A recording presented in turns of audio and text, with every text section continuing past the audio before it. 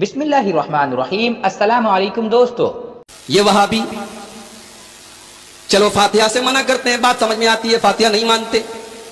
چلو یہ قبروں پر نہیں جاتے، یہ ان کے یہاں حرام ہے، منع ہے، یہ نہیں جاتے، چلو بات سمجھ میں آتی ہے۔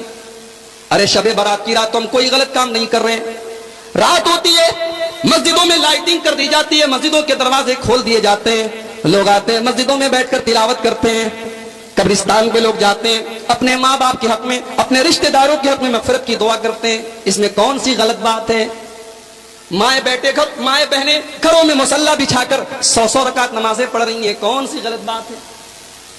یہ وہابی تو نماز پڑھنے سے بھی منع کر رہے ہیں، یہ وہابی تو قرآن کی تلاوت سے بھی منع کر رہے ہیں، یہ وہابی تو تہجد پڑھنے سے بھی منع کر رہے ہیں، یہ اپنے ماں باپ کے لیے مغفرت کی دعا کرنے سے بھی منع کر رہے ہیں۔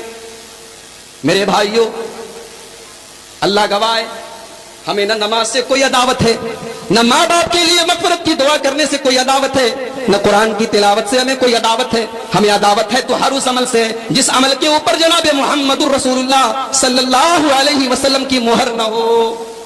ہم کہتے ہیں اتنی ہی برکت والی رات تھی تو جیسے میرے نبی رمضان کا آخری عشرہ آتا تھا، حضرت عائشہ کہتی ہیں کان رسول اللہ صلی اللہ علیہ وسلم اذا دخل العشر، جب رمضان کا آخری عشرہ آتا تھا اللہ کے پیارے حبیب احیا لیلہ وایقظ اہلہ وشد مئزرہ، اللہ کے نبی پوری رات جاگا کرتے تھے، اللہ کے نبی کمر کس لیتے تھے، رات برات تہجد کی نماز پڑھا کرتے تھے اور خود بھی پڑھتے تھے، اپنے گھر والوں کو بھی جگایا کرتے تھے۔ اگر آج کی یہ برکت والی رات ہوتی، اگر آج کی رات کی اتنی امپورٹنس ہوتی، اتنی اہمیت ہوتی، تو میرے نبی نے ایک تو صحیح حدیث ضرور مل گئی ہوتی، ایک دلیل تو ضرور مل گئی ہوتی، ایک صحیح حدیث تو ضرور مل گئی ہوتی کہ میرے نبی نے خود بھی یہ عمل کیا ہوتا اور صحابہ سے بھی کروایا ہوتا، اپنی بیویوں سے بھی کروایا ہوتا۔ دلیل ملی، کیسی دلیل ملی؟ آئیے ایک حدیث پڑھتا ہوں۔ ہمارے بغل میں شب برات کی فضیلت میں جلسے ہو رہے ہیں نا، ہر جلسے میں یہ حدیث ضرور پڑھی جاتی ہے۔ آئیے میں پوری حدیث پڑھتا ہوں، امام ترمذی رحمۃ اللہ علیہ حدیث لائے ہیں۔ حدثنا احمد بن منیع قال حدثنا يزيد بن هارون قال اخبرنا حجاج بن ارطاط عن يحيى بن ابي كثير عن عروه عن عائشه قالت فقدت رسول الله صلى الله عليه وسلم ليله فخرجت فاذا هو بالبقيع فقال اكنت تخافين ان يحيف الله عليك ورسوله؟ قلت يا رسول الله اني ظننت انك اتيت بعض نسائك، فقال ان الله عز وجل ينزل ليله النصف من شعبان فيغفر لاكثر من عدد شعر غنم كلب، رواه الترمذي في کتاب الصوم۔ میں نے پوری سند کے ساتھ حدیث پڑھی۔ امام ترمذی روایت کر رہے ہیں حضرت عائشہ سے۔ اما عائشہ کہتی ہیں ایک رات میں نے اپنے حبیب کو، اللہ کے پیارے رسول صلی اللہ علیہ وسلم کو بستر پر نہیں پایا تو میں نکل گئی، میں اللہ کے رسول کو تلاش کرنے کے لیے نکل گئی تو اللہ کے نبی مجھے کہاں ملے؟ بقیع کے قبرستان میں۔ کہاں ملے؟ بقیع کے قبرستان میں۔ جیسے ہی اللہ کے رسول کی نظر میرے اوپر پڑی، آپ نے فرمایا عائشہ کیا تم نے یہ سوچا کہ اللہ اور اس کے رسول تمہارے اوپر ظلم کریں گے؟ یعنی عائشہ کیا تم نے یہ سوچا کہ باری تو تمہاری تھی، دن تو تمہارا تھا اور میں تمہیں چھوڑ کر کسی اور بیوی کے پاس چلا گیا؟ حضرت عائشہ نے فرمایا نہیں ہے اللہ کے رسول، میں نے سمجھا کہ آپ کسی کام سے، کسی ضرورت سے، کسی غرض سے اپنی کسی بیوی سے ملنے کے لیے گئے ہوں۔ آپ نے فرمایا عائشہ 15 شعبان کی رات کو اللہ تبارک و تعالی نازل ہوتا ہے، اللہ تبارک و تعالی نازل ہوتا ہے، اللہ تعالیٰ اترتا ہے اور قبیلہ بنو کلب کی بکریوں کے بالوں کی تعداد سے بھی زیادہ لوگوں کی مغفرت کرتا ہے۔ یہ حدیث شب برات کی فضیلت میں ٹاپ 10 حدیثوں میں سے، اس کو سب سے پہلے پڑھتے ہیں۔ اس حدیث کو میں نے سند کے ساتھ پڑھا ہے، آئیے ایک بار پھر سند پڑھتا ہوں۔ امام ترمذی کہتے ہیں حدثنا احمد بن منیع قال حدثنا يزيد بن هارون قال اخبرنا حجاج بن ارطاط ان یحیی بن ابی کثیر ان عروہ عن عائشہ، یہ سند ہے۔ اس سند میں ایک راوی ہے حجاج بن ابی ارطاط، یہ کس سے روایت کر رہے ہیں؟ یحیی بن ابی کثیر سے، اور یحیی بن ابی کثیر کس سے روایت کر رہے ہیں؟ عروہ سے۔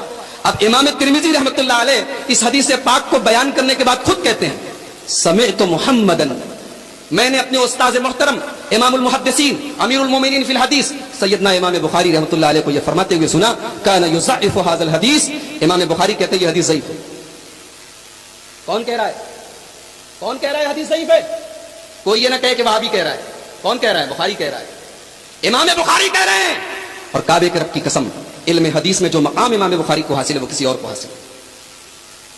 امام بخاری کسی راوی کے بارے میں کمنٹ کر دیتے ہیں, فیہ نظر, اس راوی کی حدیث کو تھوڑا سوچ وچار کر لیا کرو, یہ نہیں کہتے کہ ریجیکٹ کر دو. امام بخاری اگر کسی راوی کے بارے میں صرف اتنا بول دیں, فیہ نظر, اس راوی کی حدیث کو سوچ سمجھ کر لیا کرو, تو علماء کا اتفاق ہے, محدثین کا اتفاق ہے, فقہا کا اتفاق ہے کہ وہ حدیث ریجیکٹیبل ہے, وہ حدیث مردود ہے, وہ حدیث قبول نہیں کی جائے گی, کیونکہ اس کے راوی کے بارے میں امام بخاری کا اتنا زبردست کمنٹ ہے. امام بخاری بول رہے ہیں یہ حدیث ضعیف ہے. اچھا یہ تو سند ہے. اچھا امام بخاری حدیث کو ضعیف بتاتے ہیں, وجہ کیا بتاتے ہیں؟ امام بخاری کہتے ہیں, اور یہ جملہ بھی ترمذی کے اندر موجود ہے, امام بخاری کہتے ہیں اس حدیث میں ایک راوی ہے حجاج بن ابی ارطاط, اس نے یہ حدیث روایت کی ہے یحییٰ بن ابی کثیر سے, جبکہ دونوں کے بیچ میں سما ثابت ہے. اب میں یعنی کہ عبدالغفار سلفی اگر میں کوئی حدیث بیان کروں اور میں کہوں کہ میں نے یہ حدیث مولانا حیات اللہ بنارسی سے سنی ہے یا مولانا ابوالقاسم صاحب بنارسی سے سنی ہے, تو لوگ ہنسیں گے, بولیں گے ارے دیکھو یہ جھوٹ بول رہا ہے, یہ جھوٹ بول رہا ہے. مولانا ابوالقاسم صاحب بنارسی کب پیدا ہوئی؟ 1900 کب انتقال ہوا؟ 1949 میں. یہ 1986 میں پیدا ہوا. یہ بولا میں نے حدیث سنا ہے. تو ایسی حدیث کو ریجیکٹ کر دیا جاتا ہے. ایسی حدیث منقطع مانی جاتی ہے جس میں دو راویوں کے بیچ میں ڈس کنیکشن ہو, ایک راوی دوسرے راوی سے روایت کر رہا ہے لیکن دونوں کے بیچ میں سما ثابت نہیں. تو امام بخاری بول رہے ہیں کہ اس حدیث کا راوی حجاج بن ابی ارطاط, یہ حدیث جس سے روایت کر رہا ہے یحییٰ ابن ابی کثیر, دونوں کا سما ثابت نہیں ہے, اور یحییٰ ابن ابی کثیر اس حدیث کو روایت کریں عروہ سے, اور ان کا بھی سما ثابت نہیں. یعنی حدیث میں دو جگہ ڈس کنیکشن ہے, حدیث میں دو جگہ انقطاع ہے, حدیث منقطع ہے. ایک بے بنیاد حدیث کی بنیاد پر ہم شب برات منائیں. اہل حدیث کا مسلک اتنا کمزور نہیں, دین کو ہم اتنا کمزور نہیں سمجھتے کہ ضعیف اور موضوع اور من گھڑت روایات کی بنیاد پر ہم کوئی عمل شروع کریں. صحیح حدیث لے آؤ, انشاءاللہ سب سے پہلے اہل حدیث کی مسجدیں کھلیں گی, سب سے پہلے تلاوت اہل حدیث کرے گا, سب سے پہلے اپنے مردوں کے لیے دعائے مغفرت اہل حدیث کرے. اچھا ایک بڑی عجیب بات حدیث میں دیکھیے, حضرت عائشہ کہتی ہیں کہ میں نے اللہ کے نبی کو بستر پہ نہیں پایا تو میں گئی, کہاں گئی؟ بقیع کے قبرستان میں. قبرستان میں جانے کی کیا ضرورت تھی؟ اگر واقعی میں یہ مغفرت کی رات ہے تو مجھے بتاؤ, شب قدر کیا مغفرت کی رات نہیں ہے؟ شب قدر کے بارے میں تو میرا رب قرآن میں کہتا ہے انا انزلناہ فی لیلۃ القدر وما ادراک ما لیلۃ القدر لیلۃ القدر خیر من الف شہر تنزل الملائکۃ والروح فیہا باذن ربہم من کل امر سلام ہی حتی مطلع الفجر.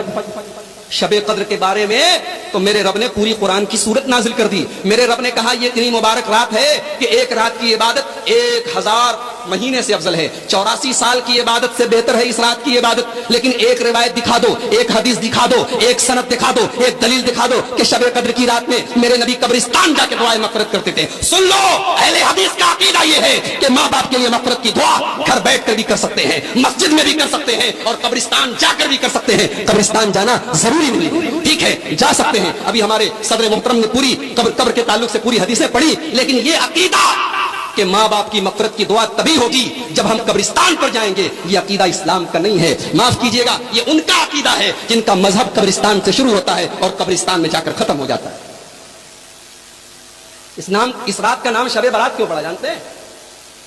براءت, یہ براءت بنا ہے تبرہ سے, یہ براءت بنا ہے تبرہ سے, اور تبرہ یہ روافض کی اصطلاح ہے, یہ ابو بکر و عمر کے دشمنوں کی اصطلاح ہے, یہ صحابہ کو گالیاں دینے والوں کی اصطلاح ہے, جو نماز میں جب تک حضرات شیخین کے اوپر, سیدنا ابو بکر صدیق کے اوپر, حضرت عمر فاروق کے اوپر جب تک براءت کا اظہار نہ کر لیں, جب تک ان سے اپنے آپ کو بری نہ کر لیں, ان کی نماز قبول نہیں ہوتی. اور جو اپنی آنکھوں میں یہ سپنا سجوئے ہیں کہ جب ہماری حکومت ہوگی مکہ اور مدینہ پر تو ہم ابو بکر کی قبر سے اور عمر کی قبر سے ان کی لاشوں کو نکال کے سولی پہ لٹکائیں گے, جن کا یہ سپنا ہے, ان کے لیے یہ شب برات, یہ تبرے کی رات ہے, یہ برات کی رات ہے, یہ صحابہ سے تبرہ اور صحابہ سے اپنے آپ کو بری کرنے کی رات ہے.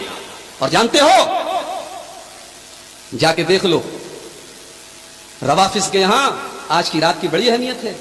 ان کے یہاں باقاعدہ رکے لکھے جاتے ہیں, باقاعدہ چٹھیاں لکھی جاتی ہیں, دریاؤں میں ڈالی جاتی ہیں کہ اے امام غائب, اے امام منتظر, اب چلے بھی آؤ کہ زمانہ بڑا خراب ہے, اب چلے بھی آؤ کہ ہم پر بڑا ظلم ہو رہا ہے, اب چلے بھی آؤ کہ اب ضرورت ہے کہ صحابہ کرام کی لاشوں کو نکالا جائے, اب چلے بھی آؤ کہ اب دنیا سے اہل السنہ والجماعت کا کام ختم کیا جائے. یہ ان کا عقیدہ ہے, یہ ان کا مسلک ہے. اور ہندوستان میں چونکہ ہمارا رہن سہن ہمارے غیر مسلم بھائیوں کے ساتھ تھا, اب ہمارے غیر مسلم بھائیوں کے یہاں ایسی ایسی چیزیں ہیں کہ صاحب جو لوگ مر گئے ہیں ان کی آتما کی شانتی کے لیے ان کو کچھ کھلانا پلانا پڑے گا, اور جو بھی کھلایا پلایا جائے گا وہ آتماؤں کو تو ملنے سے رہا, وہ ملے گا پنڈتوں کو, وہ ملے گا مجاوروں کو, وہ ملے گا ان کے پروہتوں کو. تو وہ سسٹم ہمارے یہاں لایا گیا کہ صاحب چلو ایک رات تیار کی جائے اور اس رات کی فضیلتیں گڑی جائیں تاکہ کچھ حلوے ماڈے کا انتظام ہو جائے, تاکہ کچھ پیٹ پوجا بھی ہو جائے, تاکہ کچھ حلوے ہمیں بھی نصیب ہو جائیں. اور دلیل کیا دی جاتی ہے کہ جنگ احد کے موقع پر اللہ کے پیارے رسول صلی اللہ علیہ وسلم کا دانت ٹوٹ گیا تھا, آپ کے دندان مبارک شہید ہو گئے تھے. ارے عقل کے اندھو, جنگ احد شوال میں ہوئی تھی, یہ 15 شعبان ہے, شعبان اور شوال کے بیچ میں 2 مہینے کا گیپ ہے. عید پر تم بھی حلوہ کھاؤ, ہمیں بھی کھلاؤ, ہمیں کوئی اعتراض نہیں. لیکن آج کے دن یہ دراصل نقالی ہے, یہ غیر مسلموں کی مشابہت ہے, اور یہ اس قوم کے ساتھ رہنے سہنے کی وجہ سے یہ چیزیں ہمارے اندر آئی ہیں. اہل حدیث کا یہ عقیدہ ہے کہ کوئی عمل اچھا تب تک نہیں ہو سکتا جب تک 2 شرائط نہ پائی جائیں. پہلی شرط, عمل خالص اللہ کے لیے کیا جائے, عمل صرف اللہ کے لیے کیا جائے.